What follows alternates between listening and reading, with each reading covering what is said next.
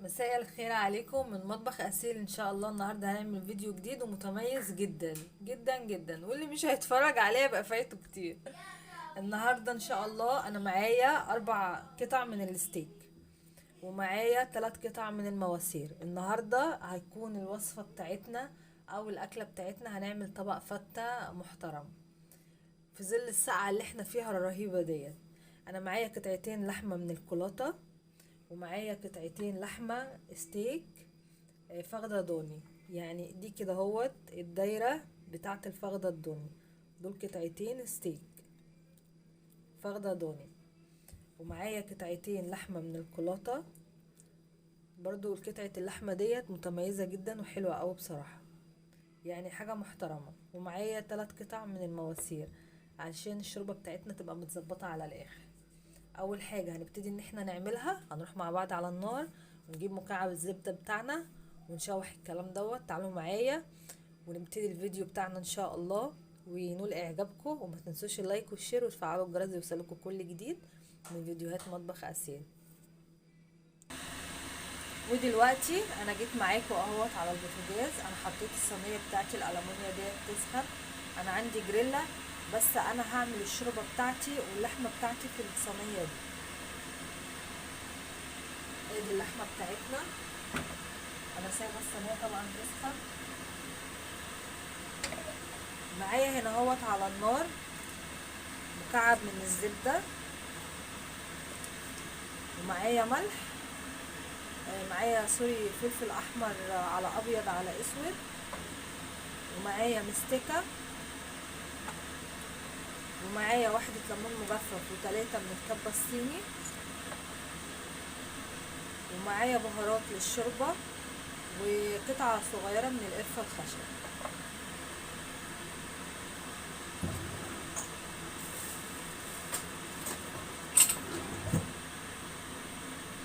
اول حاجه هبتدي ان انا اعملها ان انا اخد قطعه من الزبده. هي الصينيه بتاعتي سخنت دلوقتي،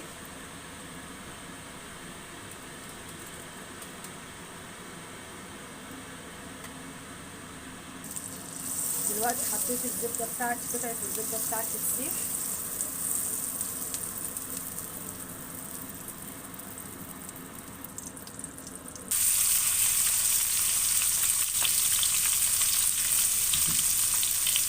لسه هقلب القطعه دي كمان.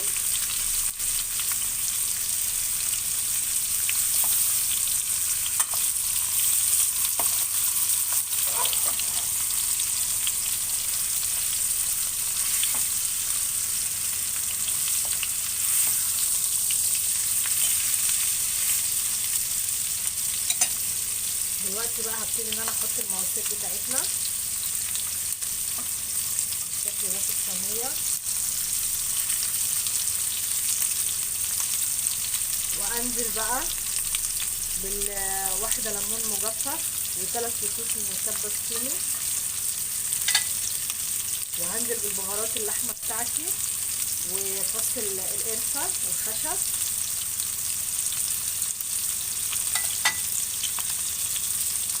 و3 فصوص من المستكة،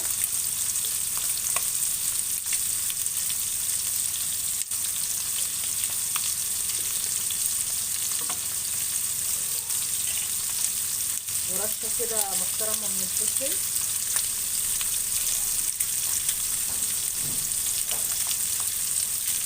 مش قادرة اقول لكم بقى في الساعة اللي احنا فيها اليومين دول يا جماعة، الشوربة ديت مع المواسير هتبقى مغذية وتدفينا وتعمل حركات جامدة.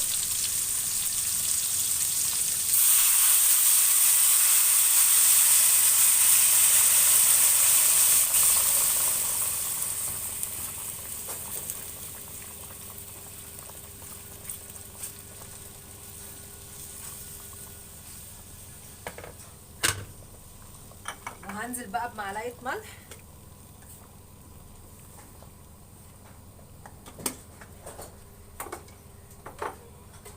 وهنغطي بقى على الصينيه بتاعتنا دي تاخد وتدي كده بشكل ودي مع نفسها تستوي، ونبتدي يلا بينا مع بعض في الرز والعيش بتاعنا. جبت بقى معاكم هنا اهوت رغيفين عيش من البلد الجميل بتاعنا. هبتدي بقى ان انا اقطعهم بالمقص بتاعي كده مكعبات، عشان احمرهم بسمنه كده مع الزيت. بحمر العيش كده يا جماعه. في ناس بتحطه في الفرن على الوش على الشوايه يعني، وفي ناس بتحمره كده اهوت في الطاسه زي ما انا ما هعمل ان شاء الله. انا بحب بقى احمر العيش بتاعي بمعلقه من الكمون ومعلقه من الكزبره الناشفه مع الزيت ومعلقه السمنه. العيش ذات نفسه يا جماعه بيبقى طعمه في منتهى الجمال، علشان طبق الفته بتاعنا. هما اليومين دولت، يومين الساعة دولت، الواحد ياكل فيهم فتة ويتدفى، عدس، شوربة الحاجات الحلوة اللي بتدفي دي. شوية بطاطا بقى بالليل كده اهوت نحطهم في الفرن يدفولنا الشقة، تبقى في منتهى الجمال. وما تنسوش اللي اول مرة بيتفرج على الفيديوهات بتاعتي، ما تنسوش تعملوا لايك والشير وتفعلوا الجرس يوصلكوا كل جديد من فيديوهات مطبخ أسيل.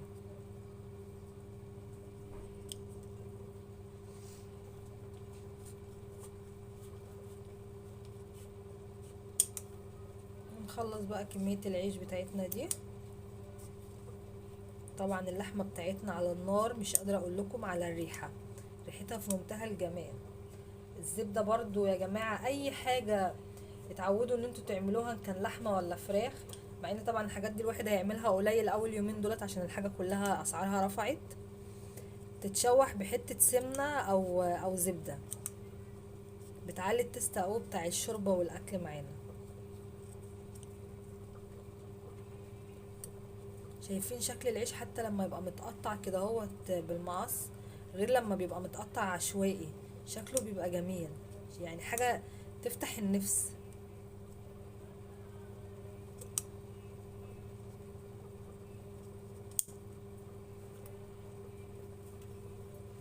هما رغيفين بالظبط كفاية.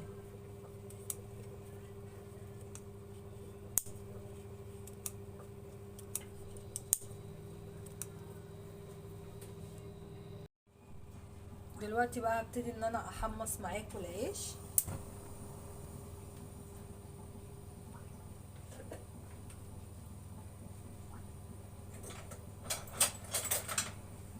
هنزل بمعلقة من السمنة البلدي،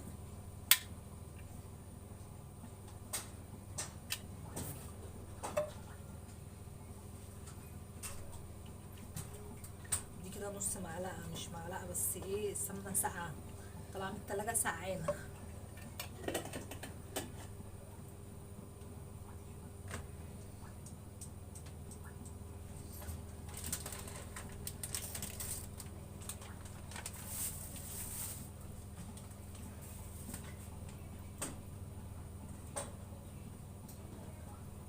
وهحط حبة من الزيت،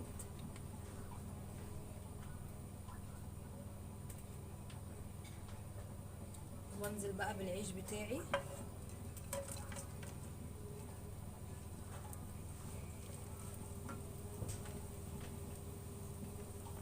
احط رشة من الفلفل،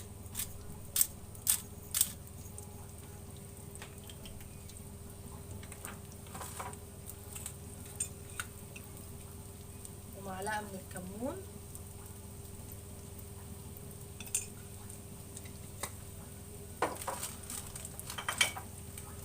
ومعلقة من الكزبرة الناشفة،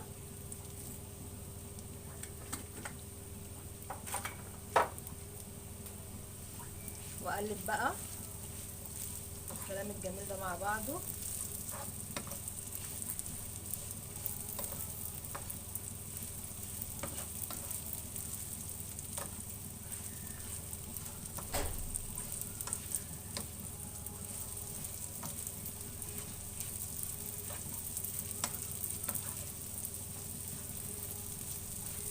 الريحة بقى بتاعت العيش طالعة معايا مع السمنة مع الكمون والكزبرة والفلفل، ريحة بقى جميلة.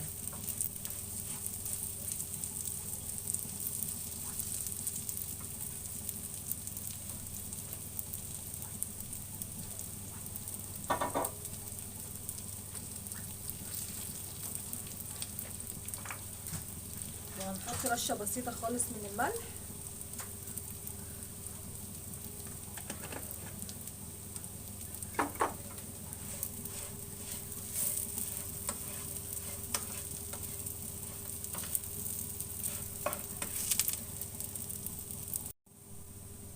ودلوقتي بعد ما العيش بتاعي احمر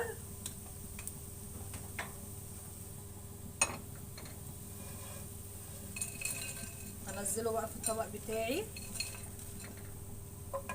ونشيله على جنب. ودلوقتي بقى نبتدي ان احنا نعمل مع بعض العيش المحمر سوري الصلصه بتاعت الفته بتاعتنا. دلوقتي انا جيت معاكم تاني دوت الطاجن اللي بيتعمل فيه المكرونه، طاجن المكرونه. انا هعمل فيه الصلصه ليه؟ عشان انا عايزه اخلي الصلصه بتاعتي تبقى مكموره مقفوله عليها، تبقى تقيله ومحمره زي بتاعه المطاعم بالظبط. ده الاستفاده من الطاجن اللي انا هعمل فيه دلوقتي الصلصه بتاعتي. انا حطيت معلقه من السمنه البلدي ومعلقه كبيره من الثوم المفروم. هنزل بقى معاهم بمعلقه من الكزبره الناشفه.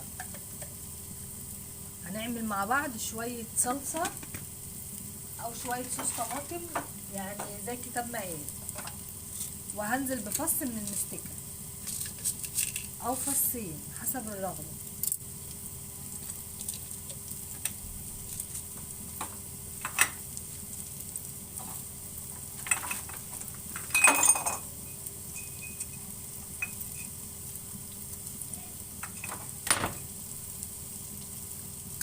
وهنزل بفص من الحبهان وبرده هقلب.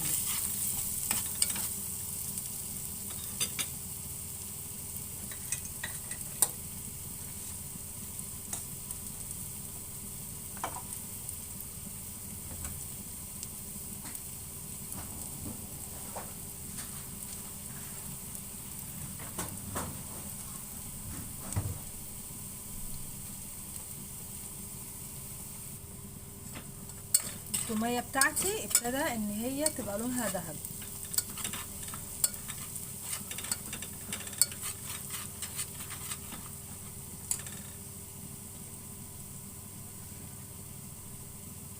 هنزل بكيس الصلصه بتاعي، معايا كيس صلصه فاين فوز هنزل بيه.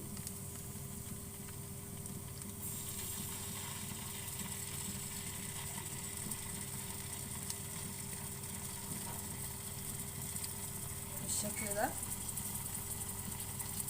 وهبتدي برده تاني ان انا اقلب.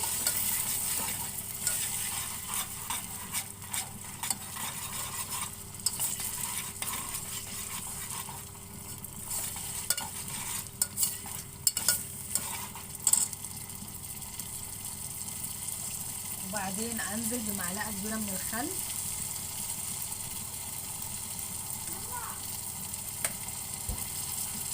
واقلب. مش قادره اقول لكم على الريحه.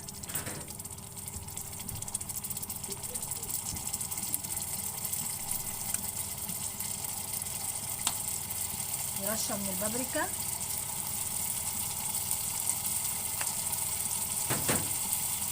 وابتدي بقى انزل بصوص الطماطم بتاعي. انا هنا فرمه 2 من الطماطم. ازود حبه ميه.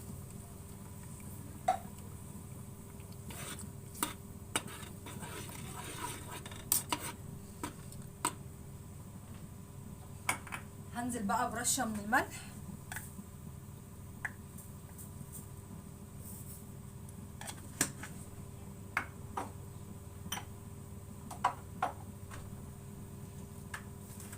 رشه من السكر.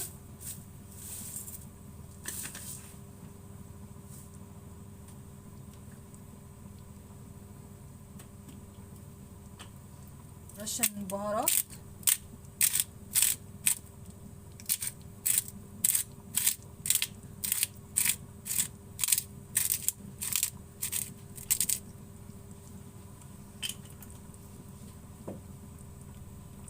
وابتدي برضو ان انا اقلب.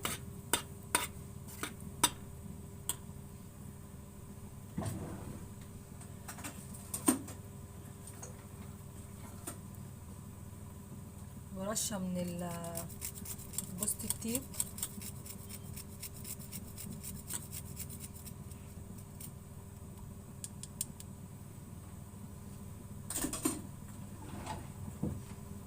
ودلوقتي بقى هغطيها ونبتدي برضو ان احنا نعمل الرز. مش قادرة اقول لكم على طبق الفتة الحكاية اللي انا عاملاه النهاردة. شايفين الجمال؟ والله طبق الفتة يا جماعة بيحكي عن نفسه. وشايفين اللحمة بقت دايبة، اللحمة ما خدتش اي سوى، بجد اللحمة ممتازة. شايفين اللحمة قد ايه دايبة وجميلة، تحفة. وادي الماسورة بتاعتنا.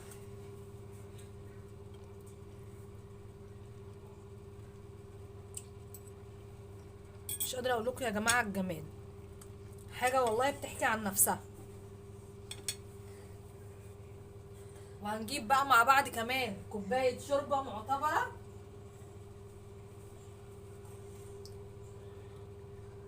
علشان نقفل الطبق بتاعنا.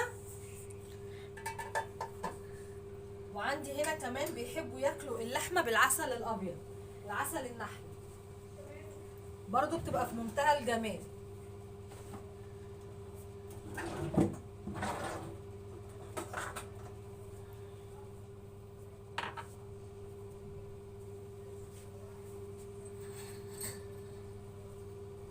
طبعا احنا مش هنقدر نفوت الشوربة دي، الشوربة ديت الفتة اساسها.